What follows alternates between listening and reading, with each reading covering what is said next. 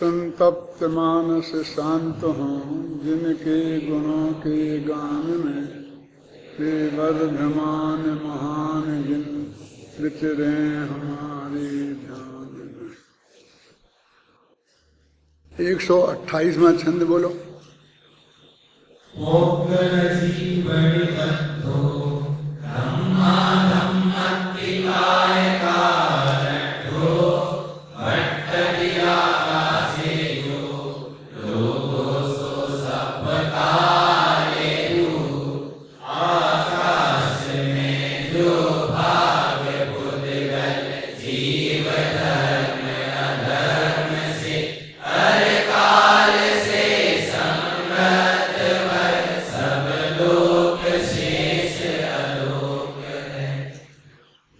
गाथा में जीव और अजीब से भिन्न भिन्न बताया गया था। जीव अजीब को आपस में भिन्न भिन्न बताया गया था। एक द्रव्य है जीव और बाकी के 5 द्रव्य हैं अजीब। वो वर्गीकरण किया गया था। अभी दूसरे में आकाश संबंधी वर्गीकरण किया। इस आकाश संबंधी वर्गीकरण में विशेष ध्यान देने योग्य बात यह है कि जहाँ 6 द्रव्य पाए जाते हैं, आकाश के उस प्रदेश को इस जगत में लोक कहते हैं और बाकी का जो बचा है उसे अलोक कहते हैं। लेकिन ये बात नहीं है, ये बात नहीं है। इस गाथा में और टीका में विशेष रूप से इस बात पर ध्यान दिलाया गया है। अभी अपन पढ़ेंगे तो तुम ध्यान देना कि लोक माने अकेला वह आकाश का हिस्सा नहीं है जिसमें बाकी के 5 द्रव्य रहते हैं, बल्कि ये 6 ही द्रव्य मिलकर उसका नाम लोक है। अंतर आया समझ में कि नहीं? पंडित दौलत राम जी ने भी वो भावना लिखी ना, लोक भावना, तो उसमें क्लियर लिखा है षड द्रव्यमयी। ये लोक है वो 6 द्रव्यमय, 6 द्रव्यों के समुदाय का नाम लोक है। आकाश का वो हिस्सा अपने आकाश आधा है और बाकी के 5 द्रव्य सब हैं। इनको मिला करके लोक है। अब अपन लोकाकाश कहते हैं तो जिसमें लोक है ऐसा आकाश का हिस्सा, ऐसा भी अर्थ आ जाता है। और दूसरी जगह वो अर्थ आ सकता है। अरे मैंने तो 12 भावनाओं में एक पंक्ति लिखी है, आप लोगों का ध्यान हुए तो, कि जिसमें झलकते लोक सब वह आत्मा ही लोक है। पर ध्यान दिया कभी? क्या मतलब इसका? अपना भगवान ही आत्मा ही लोक है, जिसमें 6 द्रव्य झलकते हैं। इस दृष्टि से आत्मा को भी लोक कहा जाता है। और ये भी सिर्फ मेरी कल्पना नहीं है, वो राजवार्तिक आदि किसी महान ग्रंथ में ये बात आई है और उसके आधार पर मैंने लिखा है।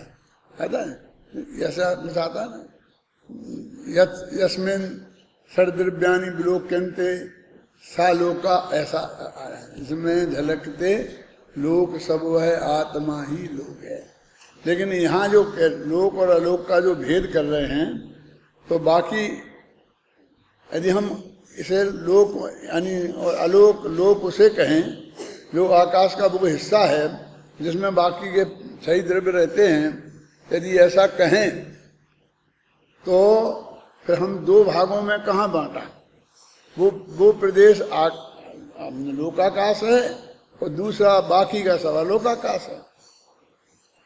तो 6 ही द्रव्यों को बांटना है ना हमें, तो 2 में।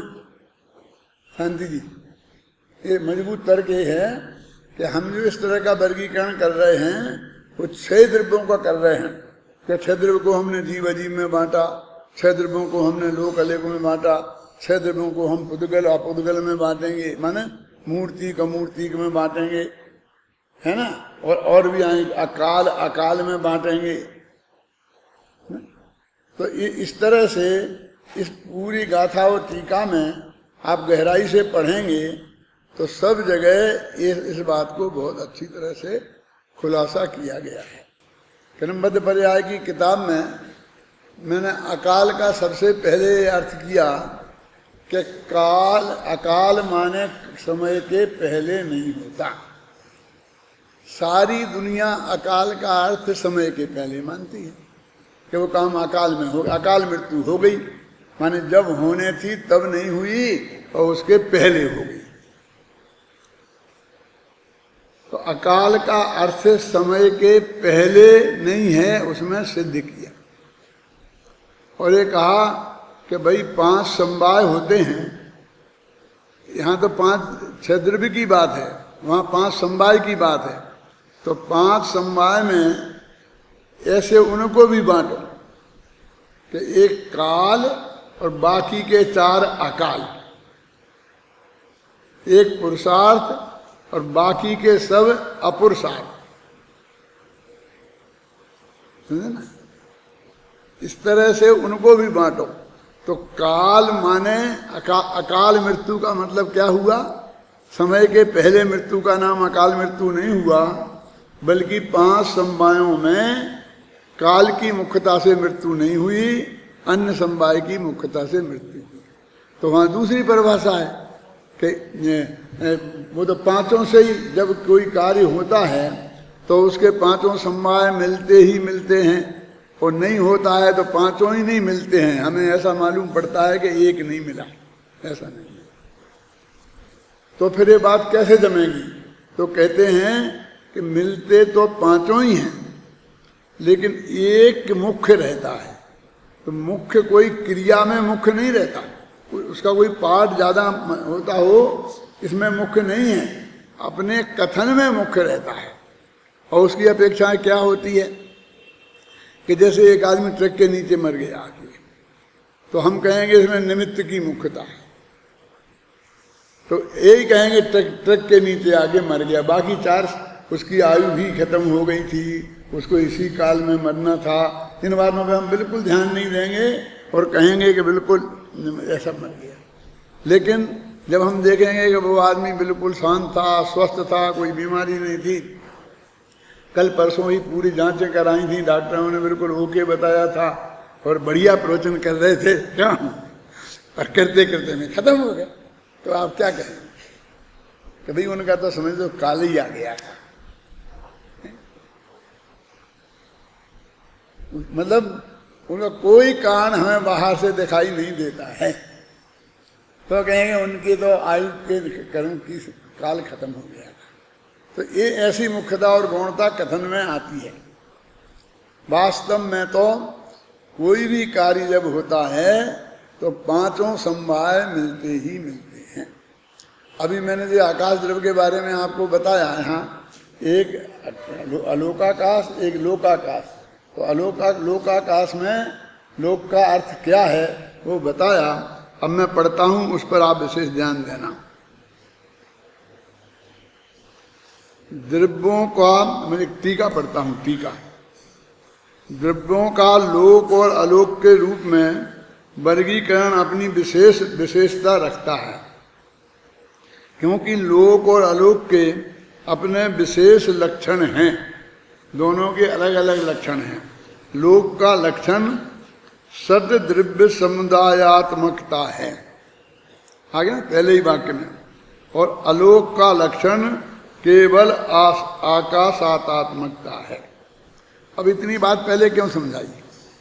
इसलिए समझाई कि यदि वो बात आपको नहीं बताई जाती तो ये पंक्ति बिल्कुल माथे पे से निकल जाती और आपने जो पुराना अर्थ अपने दिमाग में जमा रखा है कि जिसमें 6 द्रव्य रहें, आकाश के उस हिस्से को लोक कहते हैं, उसी पे जमे रहते आप। अब आपको हर पंक्ति में वो दिखेगा क्या कि 6 द्रव्य, वो षड द्रव्यमयी है ना, और ये अकेला आकाशमयी है, अलोकाकाश। समझे ना? देखो, सर्व द्रव्यों में व्याप्त होने वाले महान आकाश में, जितने आकाश में, अब देखो, गति स्थिति वाले जीव और पुद्गल गति स्थिति को प्राप्त होते हैं। एक तरीके से सब द्रव्यों की परिभाषा भी इसमें बता दी। गति स्थिति वाले जीव और पुद्गल, गति स्थिति को प्राप्त होते हैं। 2 दफे गति स्थिति लिखने की क्या जरूरत है? कि गति गमन करना और ठहरना ये उनका बिल्कुल पर्सनल स्वभाव है। और वो धर्म अधर्म द्रव्य तो निमित्त मात्र हैं। तो गति स्थिति वाले जीव और पुद्गल, ऐसा नहीं कि 2 तरह के जीव होते होंगे, एक गति स्थिति वाले एक बिना गति स्थिति वाले, ऐसा नहीं है। मतलब एक तरह से वो ये बताने के लिए कि वो उनकी गति और स्थिति करना ये उनका स्वभाव है। आ गया था कि बाकी के द्रव्य निष्क्रिय हैं और ये सक्रिय है, तो सक्रिय किसी दूसरे के कारण थोड़ी है।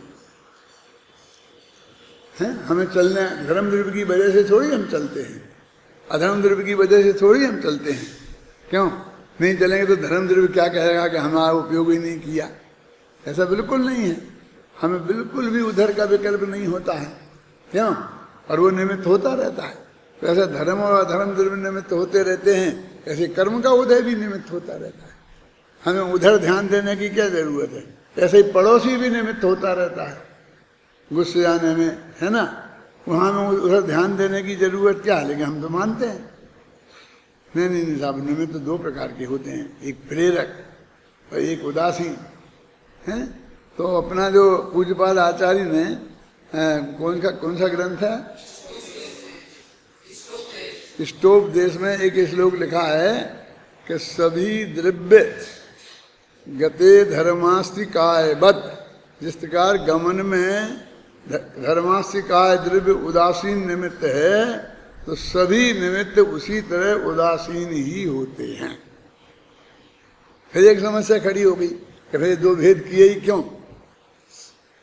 मालूम क्या जवाब दिया कि जो दूसरे पदार्थ गति स्थिति वाले हैं उनको प्रेरक कह दिया, और जो गति स्थिति वाले नहीं हैं उनको उदासीन कह दिया। तो धर्म द्रव्य धर्म द्रव्य खुद गति नहीं करते हैं, इसलिए उन्हें उदासीन निमित्त कह दिया।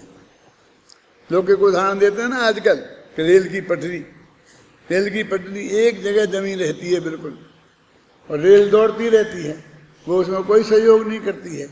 और कोई दूसरी ऐसी चीजें भी हो सकती हैं कि जिसमें वो ऊपर से दौड़े और नीचे की सड़क भी सहयोग करे, है ना? रेल की पटरी का ज्यादा उदाहरण देते हैं।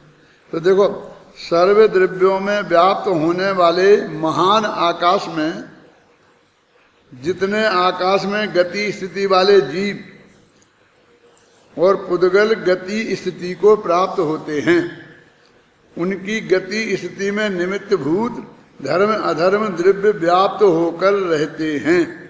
कहा जिस आकाश में जितने आकाश में धर्म और अधर्म द्रव्य रहते हैं, भाई इतनी सी बात है। अब धर्म अधर्म द्रव्य को परिभाषित कर दिया तो गति स्थिति भी 2-3 दफे डाल दिया। उनकी गति स्थिति में निमित्त भूत धर्म अधर्म द्रव्य व्याप्त होकर रहते हैं। सभी द्रव्यों के परिणमन में निमित्त भूत कालानुद्रव्य सदा रहते हैं। ये काल का सभी द्रव्यों के परिणमन में निमित्त है। एक क्रिया 2 तरह की होती है, एक काल से कालांतर, एक क्षेत्र से क्षेत्रांतर। कल से हम आज में आ गए ना, तो हमें जो परिवर्तन हुआ तो इसे काल निमित्त द्रव्य इसमें निमित्त होता है, और हम यहाँ से वहाँ पहुँचे इसमें धर्म द्रव्य निमित्त होता है। क्षेत्र से क्षेत्रांतर गति में धर्म द्रव्य, क्षेत्रांतर से कोई आया हो फिर स्थिति में अधर्म द्रव्य, उसके रहने में आकाश द्रव्य, और एक और है क्या, काल द्रव्य, परिणमन में काल द्रव्य। तो यही लोक का लक्षण है। नहीं कहाँ पढ़ रहे थे अपन? ठीक है, हाँ, कालानुद्रव्य सदा रहते हैं। उतना आकाश और शेष समस्त द्रव्य इन सब का समुदाय लोक है, और यही लोक का लक्षण है। जितने आकाश में जीव तथा पुद्गल की गति स्थिति नहीं होती, धर्म द्रव्य और अधर्म द्रव्य नहीं रहते, और कालाणु भी नहीं रहते, उतना अकेला आकाश ही अलोक है, और यही अलोक का लक्षण है। और वैसे तो द्रव्य तो एक है, आकाश, तो वो तो अखंड है। तो लोकाकाश और अलोकाकाश के ये जो भेद जो हमने किए हैं, ये तो हमने अपने समझने के लिए किए हैं। आकाश में कोई दो टुकड़े नहीं हो गए, आकाश तो पूरा अखंड है। ये वाक्य जो अपन ने अभी पढ़ा है, इसको सब द्रव्यों की परिभाषाएं निकाल कर, अकेले द्रव्यों के नाम रखकर इस वाक्य का गठन करो। बोलो बोलो, बोलो मतलब तुम पढ़ो, मैं सुनूंगा। क्या समझे? क्या पूछा? मेरा प्रश्न क्या है? तुम्हारी समझ में प्रश्न आया होगा तो करोगे ना। क्या क्या है बोलो। माने जो मैंने बताया ना कि इसमें धर्म द्रव्य को परिभाषित कर दिया, इसको काल को करा दिया, इसको जीव बुद्धगल को परिभाषित कर दिया, है ना।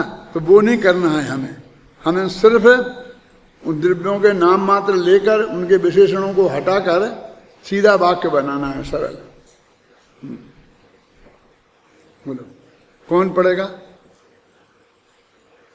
खड़े खड़े बोलो, पढ़ो। हाँ, वो किताब ले लो।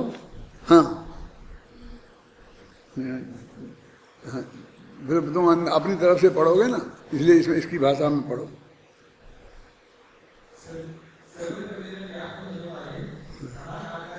ऐसे तो हटा दो ना, हमने कह दिया हब की सब की परिभाषा हटा दो। बस जितने आकाश में, आप समझ गए आप? हाँ, जितने आकाश में, अधर में और काल रहते हैं, वे सब आप समझिए ना, वो उन सभी की परिभाषाएं हटा दो तो मतलब एक आधी लाइन में एक परिभाषा बन जाएगी। करो एक, क्यों ऐसा मैं आपको बोलता हूं कि जब आपको बच्चों की किताब में लिखना हो तो आप इसका संक्षिप्तीकरण कैसे करेंगे? क्या ये जो आपको अमृतचंद्राचार्य की टीका पढ़ते हैं, चाहे वो आत्मख्याति हो चाहे तत्व प्रदीप का हो, उसमें जो आपको कठिनाई दिखती है वो कठिनाई सिर्फ इस बात की है कि उन्हें कहना तो सिर्फ इतना है कि जिसमें धर्मद्रव्य, अधर्मद्रव्य, काल द्रव्य, जीव, पुद्गल, ये 5 द्रव्य रहते हैं, उतने हिस्से को आकाश कहते हैं। अब वे बताएंगे जीव कैसे, जीव कैसे, धर्म कैसा, अधर्म, और एक एक के फिर एक दो लाइन में उसकी परिभाषाएं भी वहीं पूरी डाल देंगे। तब वो वाक्य लंबा हो जाएगा और टेढ़ा भी हो जाएगा। और फिर आकाश, जिस आकाश में, तो फिर जैसे आकाश में पर्याप्त है फिर उसमें डाल दें कैसा आकाश जिसमें 6 द्रव्य रहते हैं, ऐसा आकाश। आपने कभी पुराण पढ़े हैं? खासकर दौलत राम जी कासलीवाल के लिखे हुए। ये जानते हो दौलत राम कासलीवाल कौन थे? पंडित टोडरमल जी के जमाने में एक विद्वान थे, टोडरमल जी के स्तर के, लेकिन वे विद्वान थे प्रथमान योग के ग्रंथों का उनने अपनी भाषा में अनुवाद करके लिखा है। तो उनका नाम है दौलत राम कासलीवाल। वे राजा के यहाँ समझ लो IAS ऑफिसर जैसे थे, बड़े ऑफिसर थे, और राजा की, जयपुर के राजा की तरफ से उदयपुर के राजा के यहाँ राजदूत बन के रहते थे। यहाँ के राजदूत बन के उदयपुर में रहते थे। उनकी सर्विस जयपुर के राजा की थी और वो रहते थे उदयपुर में। तो उसमें ऐसा लिखा है कि जयपुर राजा के वकील, के वकीलों को वहाँ वकील बोलते थे उस वक्त, और राजदूत मतलब वो उनको इनका प्रतिनिधित्व करने के लिए वहाँ रहते थे। उन्होंने 3 पुराण वचन का करी, 3 पुराणों की वचन का की है, और वो सारे देश में वो ही पढ़ी जाती थी अब 25-50 वर्ष तक, और आज भी वो ही पढ़ी जाती हैं। डॉक्टर पन्नालाल जी साहित्याचार्य ने भारतीय ज्ञानपीठ से वो मूल संस्कृत के प्रकाशित करके और उनका हिंदी अनुवाद लिखकर एक उनका प्रकाशित किया है, लेकिन आज तक किसी ने उनका स्वाध्याय नहीं किया। विद्वान लोग कभी कभी देख लेते हैं, इसलिए कि उनके मूल में क्या है, हमको विकल्प आता है कि इस मामले में मूल में क्या किया।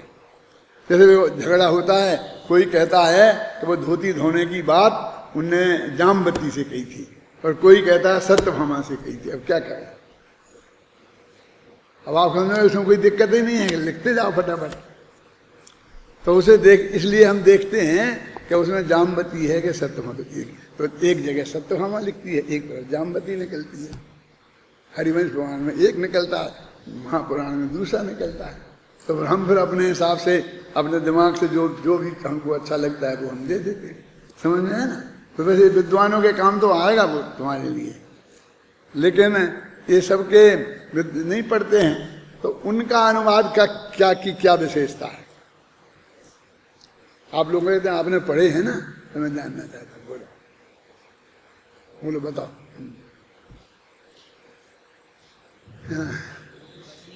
हाँ हाँ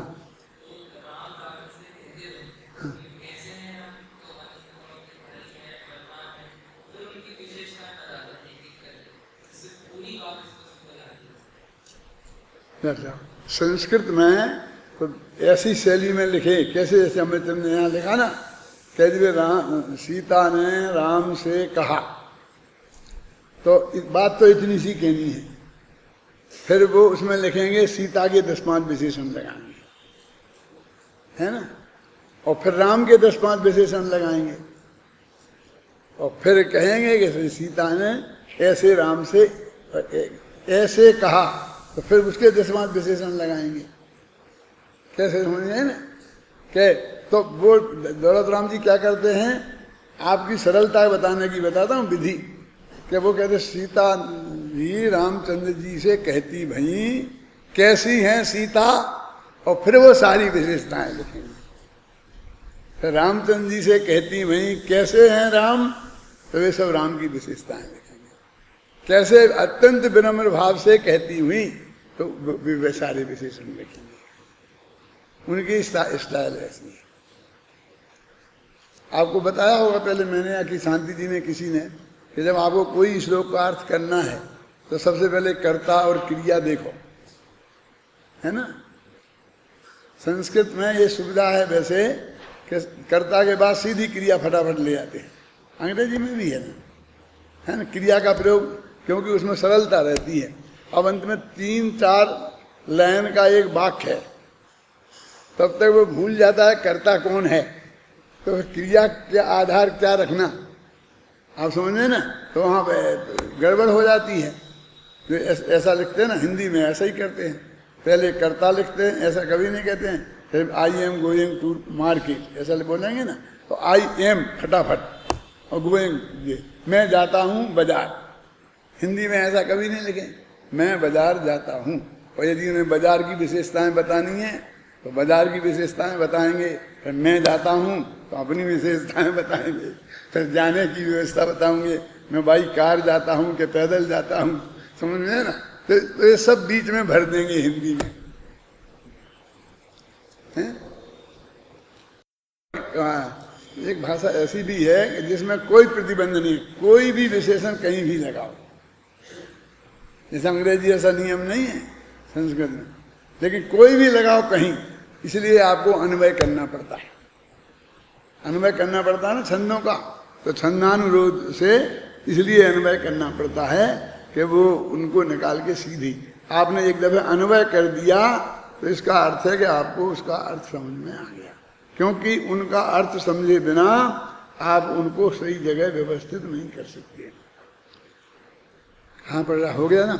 यहाँ विशेष ध्यान देने योग्य बात यह है कि जितने आकाश में क्षय द्रव्य रहते हैं, अकेले उतने आकाश का नाम लोक नहीं है, अपितु उन 6 द्रव्यों के समूह का नाम लोक है। वहाँ पर बहुत स्पष्ट भाषा में लिखी थी, लेकिन हम समझते थे कि उतने में लोगों का ध्यान नहीं जाएगा, तो यहाँ फिर उस बात को खोल के लिखा है। महान आध्यात्मिक कवि पंडित दौलत राम जी के ध्यान में यह बात आई थी। यही कारण है कि उन्होंने छेडाला में लिखी लोक भावना संबंधी छंद में षड द्रव्यमयी लिखा है। लोक को षड द्रव्यमयी लिखा है। एक और बड़ी गड़बड़ी चलती है, आपने 12 भावना अनुशीलन किताब पढ़ी होगी तो उसमें आपको ध्यान में होगी कि लोक और विश्व हम ऐसे हैं, लोक और संसार इन सब तीनों को हम एक ही समझते हैं, विश्व कहो चाहे लोक कहो चाहे संसार कहो। लेकिन इन दोनों महान अंतर है। लोक तो 6 द्रव्यों के समुदाय का नाम है और संसार सिर्फ जीव की विकारी पर्याय का नाम है। कितना अंतर है। ये एक पर्याय है एक द्रव्य की, वो भी विकारी, सब पर्याय नहीं। ख्याल में है ना। और अब हमें बस सब पढ़ते आए हैं, अनादिकाल से जीव संसार में है, अनादिकाल से जीव संसार में भटक रहा है। तो संसार माने ये दुनिया, भटक रहा है यहाँ वहाँ। तो मैंने लिखा कि जीव संसार में नहीं है, कि जीव में संसार है। एक पंक्ति आती है ना 12 भावना में। तो क्या अंतर आया इसमें, कभी सोचा? जीव संसार में नहीं है, सब लोग यही बोलते हैं। संसार जीव में संसार है, क्योंकि जीव है द्रव्य और संसार है पर्याय। तो द्रव्य में पर्याय होती कि पर्याय में द्रव्य होता? फिर हम संसार के नाश की बात करते हैं तो यदि 6 द्रव्यों के समुदाय का नाम संसार है तो उसके नाश का तो अणु बम डाल दो, एटम बम डाल दो, उससे नष्ट हो जाएगा। क्यों? तो हमको संसार के नाश की बात आती है तो जमती नहीं है। हम जीव की विकारी पर्याय को संसार माने, क्या में है ना, तो हमारी समझ में आ जाएगा उसका हमें नाश करना है और वो पर्याय नष्ट हो जाएगी और आत्मा रह जाएगा, तो हमें नाश करने में कोई दिक्कत नहीं होगी। तो ये संसार का मतलब क्या है?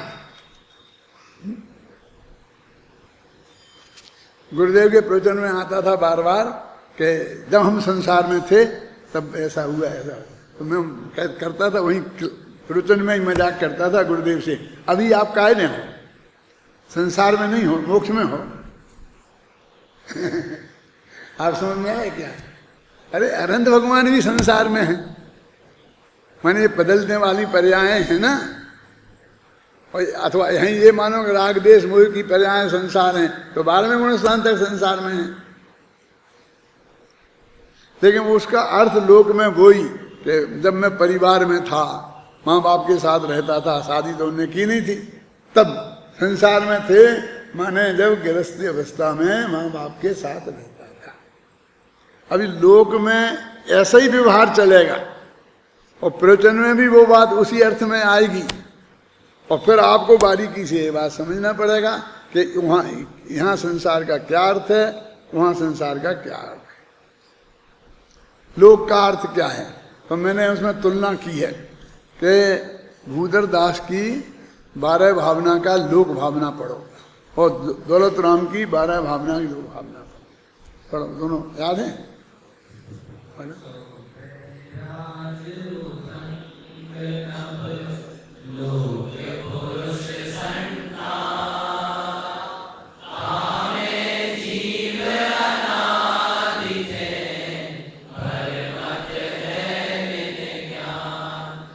दौलत राम की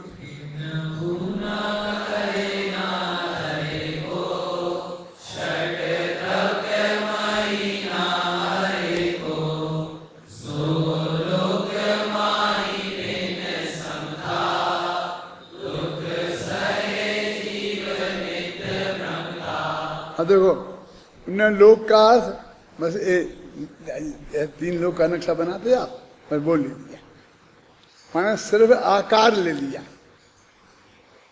आप सुने, लोक का अर्थ 6 द्रव्यों का समुदाय नहीं लिया, वो लोक माने अकेला आकाश नहीं लिया, बल्कि वो आकार ले लिया है? क्या क्या बोला था, फिर पढ़ो। वो था पुरुषाकार है, ऐसा जो लोक है तो मतलब उस आकार को ही उनने लोक ले लिया और उसमें जीव एक घूमता रहता है। अब इनने क्या कहा कि आकाश की परिभाषा की, तो किन्हू ना करे धरे को किसी ने बनाया नहीं है, कोई धारण नहीं किए, कोई नष्ट नहीं करेगा। ये ब्रह्मा विष्णु महेश की जो मान्यताएं हैं उसका निराकरण किया मतार्थ को लेकर, है ना।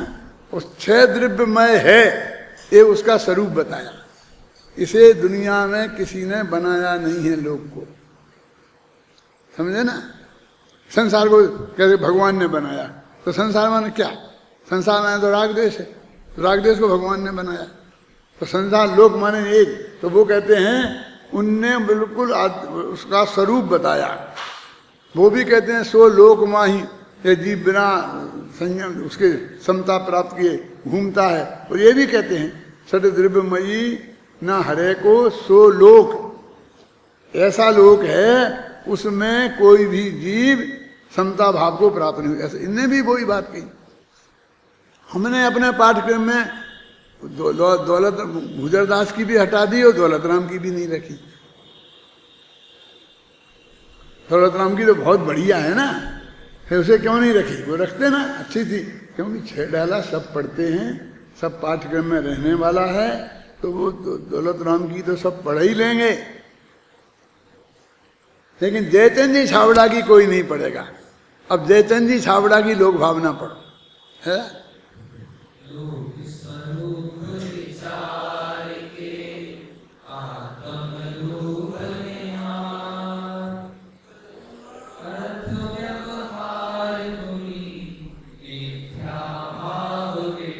तो उन्होंने अपन ने पूरी भावना ली ना उस हिसाब से, तो ये भी बहुत अच्छी है। तो मेरे कहने का अर्थ है कि अभी हमने ये नहीं देखा कि कितनी कितनी कवियों ने, हमको भावना लोक भावना तो सब जगह एक सी होगी। मैंने कम से कम 112 भावनाएं देखी थी जब वो लिखी थी किताब। कितनी, आप ऐसे घबराना नहीं, कहाँ से आएंगी सवाल। 108 तो अजमेर से एक किताब छपी थी, उसमें ही छपी थी, समझे ना। 125 कैसे हो गई। जितने भी पुराण ग्रंथ हैं, सब पुराण ग्रंथों में 12 भावना गारंटी से होंगी। क्यों होंगी कि कोई ना कोई दीक्षा जरूर लेगा, और दीक्षा लेने के पहले अपने यहाँ परंपरा है कि 12 भावना भाते हैं, आता ना। वो जो क्या पहली पंक्ति आती है ना 5वीं ढाल की, क्या है कि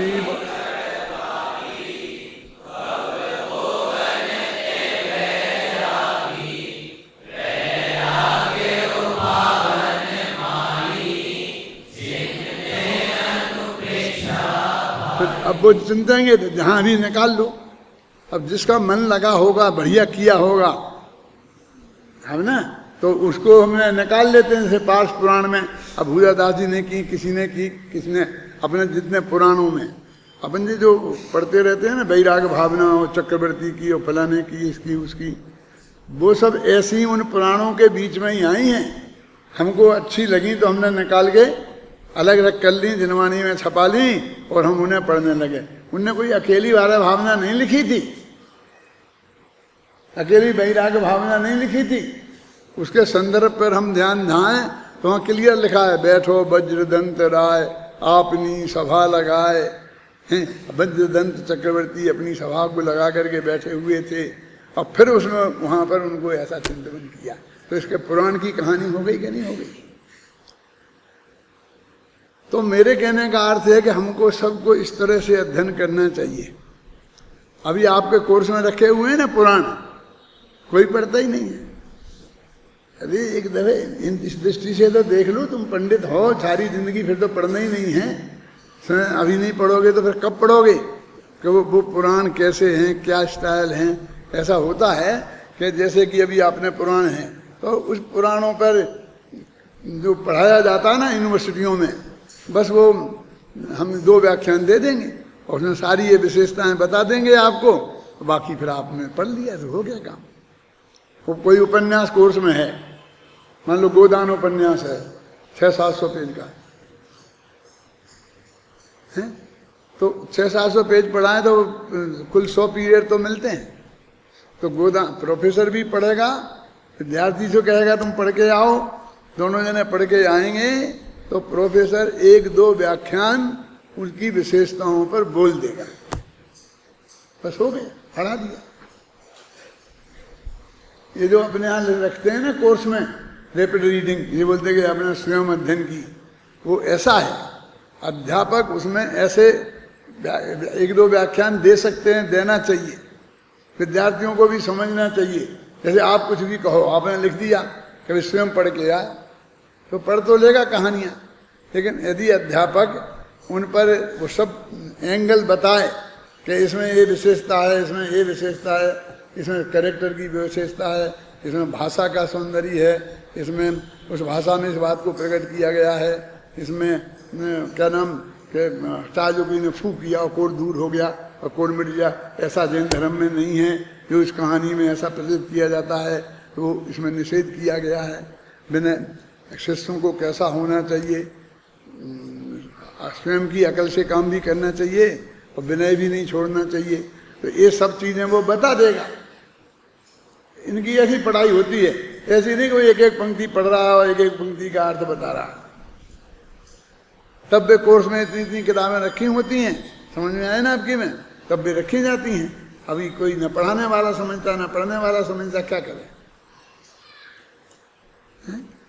माने उसमें जैसे मैंने बताया ना, काशी बाल्किन लिखा तो किस स्टाइल में लिखा, कैसे लिखा, क्या किया, वो बात मैं आपको बताई ना। चलो, यहाँ विशेष ध्यान देने की बात यह है कि आकाश द्रव्य में, आकाश में 6 द्रव्य रहते हैं, अकेले उतने आकाश का नाम लोक नहीं है, है ना, अपितु उन 6 द्रव्यों के समूह का नाम लोक है। महान ये हो गया ना। आचार्य जयसेन की तात्पर्य वृत्ति टीका में इस बात को अत्यंत स्पष्ट शब्दों में लिखी है कि 6 द्रव्यों का समूह लोक है। बहुत से लोग लोकाकाश और लोक में अंतर नहीं कर पाते, वे लोकाकाश और लोक को एक ही समझते हैं, जबकि उन दोनों में अंतर है। लोक विश्व 6 द्रव्यों के समूह का नाम है और लोकाकाश अकेले आकाश द्रव्य का वह भाग जहाँ 6 द्रव्य पाए जाते हैं। इन दोनों में लोकाकाश और लोक कहने में इतना अंतर है। अभी इतना माथा मारा कि आपने बताया था कि लोक का अर्थ दादा ने ये बताया था, तो लोकाकाश का भी यही अर्थ बताएंगे आप। लोक में लोकाकाश ही तो है, अब वो नहीं है, समझ गए ना, वो लोक का ही अर्थ है, लोकाकाश का नहीं है। वस्तु स्वरूप को स्पष्ट करने के लिए द्रव्य विशेष प्रज्ञापन अधिकार में 6 द्रव्यों का वर्गीकरण अनेक प्रकार से किया गया है, जिसमें अभी तक जीव, अजीव और लोक अलोक की चर्चा हुई। 2 वर्गीकरण अपन ने किए। अब तीसरा, अब इस गाथा में क्रियावान और भाववान की बात करते हैं। क्रियावानी द्रव्य और भाववान द्रव्य, इसकी चर्चा करते हैं। पढ़ो गाथा।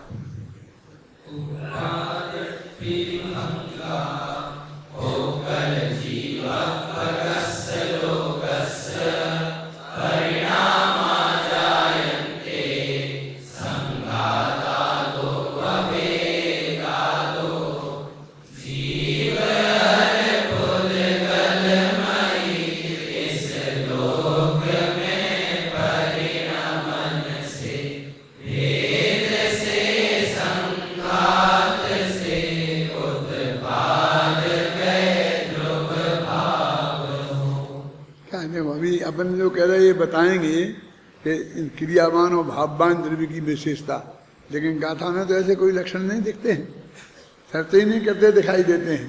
देखो, जीव अर पुद्गलमयी इस लोक, ये लोक क्या है, जीव और पुद्गलमयी है, माने 6 द्रव्यमयी है ना, तो जीव और पुद्गल तो है ही उसमें।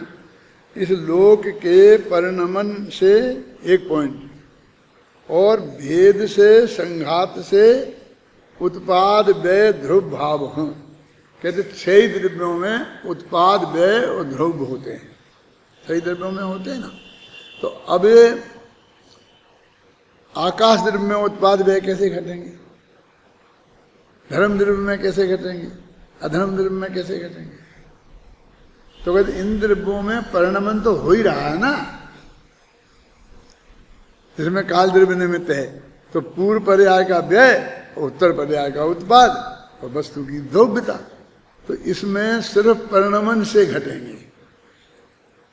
अब बाकी के 2 द्रव्य हैं, जीव और पुद्गल, तो जीव और पुद्गल में ये परिणमन से तो घटेगा ही, लेकिन इसमें ये पुद्गल जो हैं इनका भेद और संघात, भेद संघात समझते हो? स्कंद परमाणु मिलके स्कंद बनता है और फिर स्कंद टूटते हैं,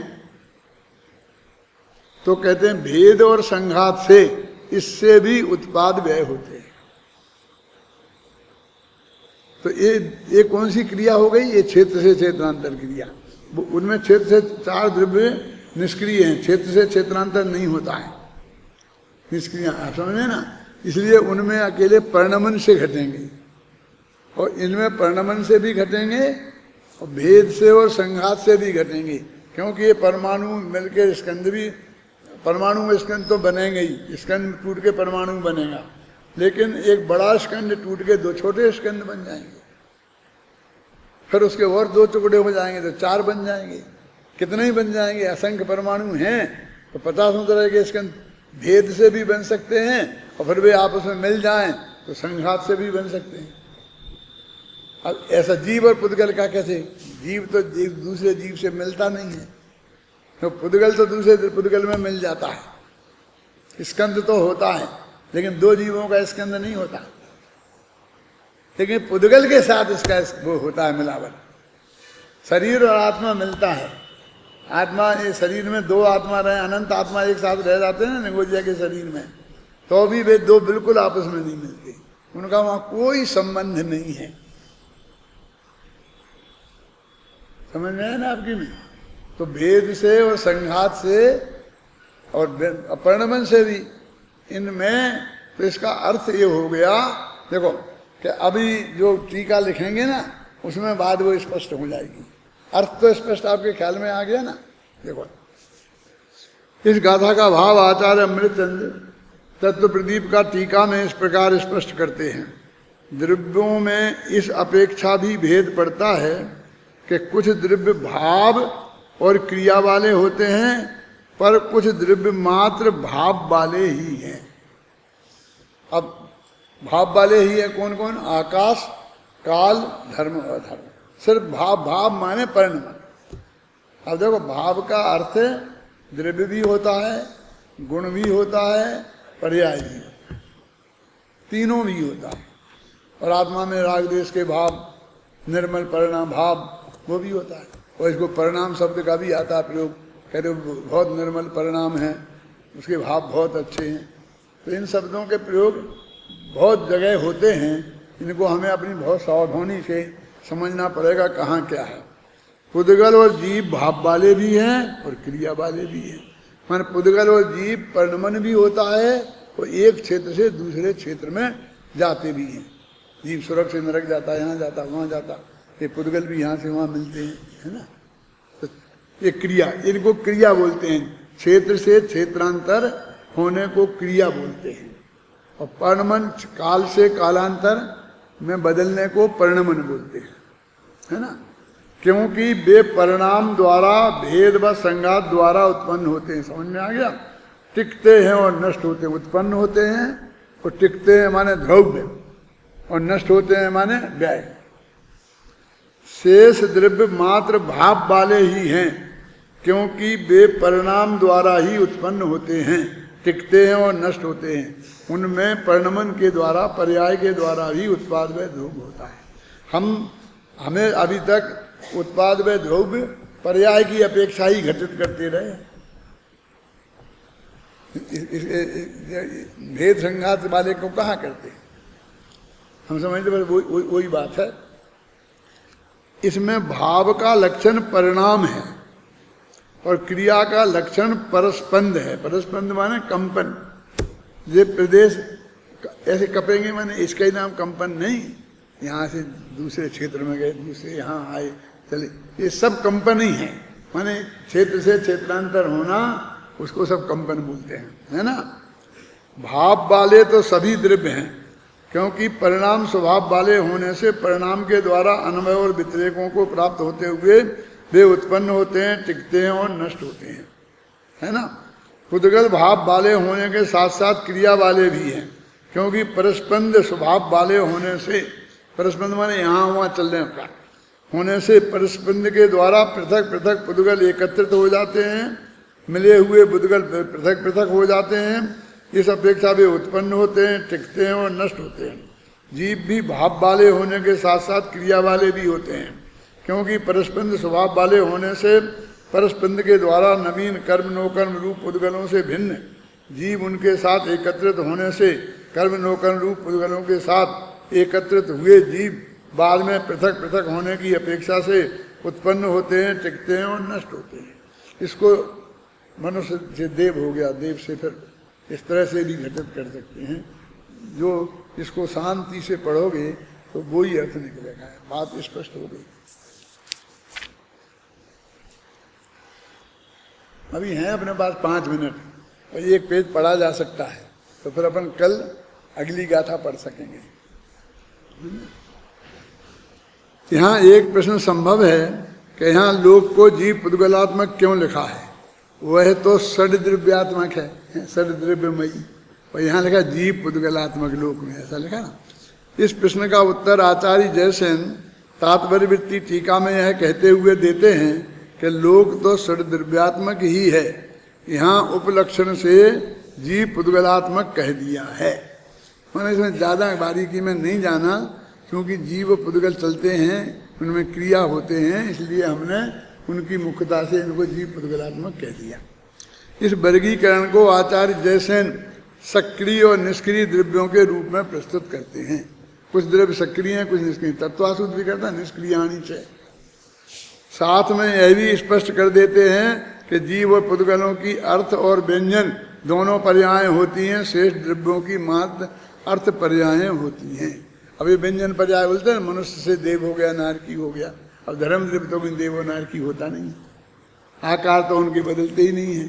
अनादिकाल से लेकर अनंत काल तक एक ही आकार में रहेंगे वो, चाहे लोक का हो, चाहे लोकाकाश का हो, चाहे पूरे आकाश का हो, चाहे धर्म अधर्म द्रव्य का हो, चाहे काल द्रव्य का हो, इसलिए उसमें वो नहीं होता।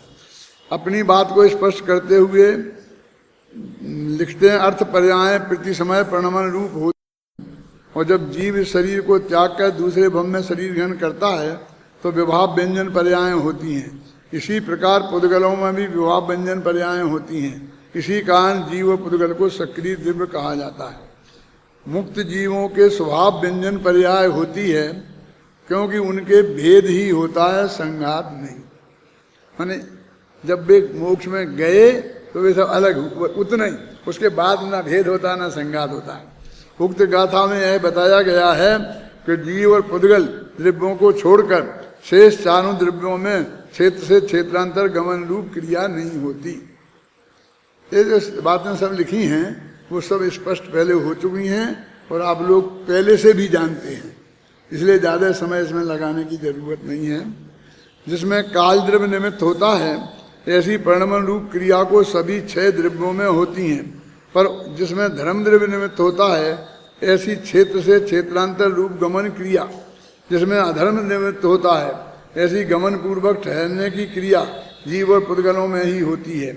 इसी कारण जीव और पुद्गलों को सक्रिय द्रव्य कहते हैं। उस क्रिया के अभाव में शेष द्रव्यों को निष्क्रिय द्रव्य कहा जाता है। परिणमन रूप क्रिया तो सभी द्रव्यों में होती ही है, पर उसके कारण किसी भी द्रव्य को सक्रिय या निष्क्रिय नहीं कहा जा सकता। कल मैं इस पेज को तुम अच्छी तरह घर पर पढ़ना और इसमें से मैं प्रश्न पूछूंगा, सिर्फ इसलिए कि तुम्हें पता लगे तुमने घर पर पढ़ा है कि नहीं। सभी द्रव्यों में एक भगवती शक्ति है, भाववती शक्ति है जिसके कारण परिणमन रूप क्रिया होती है। जो निरंतर वो बदलता है ना, तो कि दूसरे द्रव्य के कारण नहीं बदलता, निमित्त के कारण नहीं बदलता, उसमें एक भाववती शक्ति है, उसके कारण निरंतर परिणमन करता है। तथा जीव और पुद्गलों में भाववती शक्ति के साथ साथ क्रियावती शक्ति भी होती है। तो क्षेत्र से क्षेत्रांतर होना, दूसरे से मिलना बिछुड़ना, वो अपनी क्रियावती शक्ति से करता है, इसमें दूसरे का कोई योगदान नहीं है। जिसके कारण परस्पंद अर्थात क्षेत्र से क्षेत्रांतर रूप गमन रूप हलन चलन रूप क्रिया होती है। काल द्रव्य, धर्म द्रव्य, अधर्म द्रव्य तो मात्र निमित्त होते हैं। परिणमन रूप क्रिया और परस्पंद रूप क्रिया तो भाववती और क्रियावती शक्ति के कारण होती है। ज्ञेय तत्व का ऐसा स्वरूप समझने से चित्त में स्वाधीनता का भाव जागृत होता है। ये पंक्ति क्यों लिखी, क्या लिखा, क्या कह रही है? नहीं, भूल मत जाना कि ज्ञेय तत्व प्रज्ञापन अधिकार है। ज्ञेय तत्व प्रज्ञापन अधिकार चल रहा है और उसमें एक ज्ञेय का स्वरूप है, 6 द्रव्यों का फिर सामान्य स्वरूप था और ये विशेष स्वरूप है। हर एक द्रव्य का अलग अलग बता रहे ना, तो इससे ज्ञेय का स्वरूप समझने से कि एक द्रव्य दूसरे द्रव्य में कुछ नहीं करता, ऐसा निर्णय होने से हम में स्वाधीनता का भाव जागृत होता है।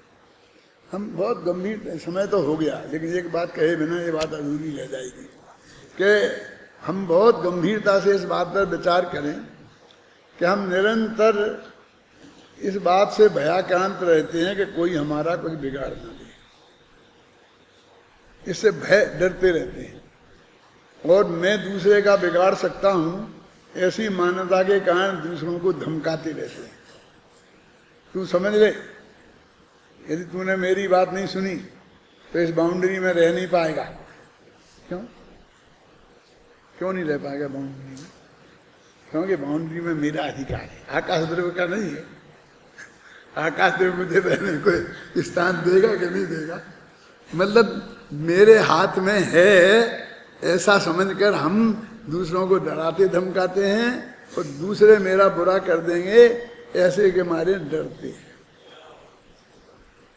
समझिए ना, ये दोनों चीजें इस तत्व ज्ञान को समझने से हमारे जीवन में से जा सकती हैं। एक पॉइंट।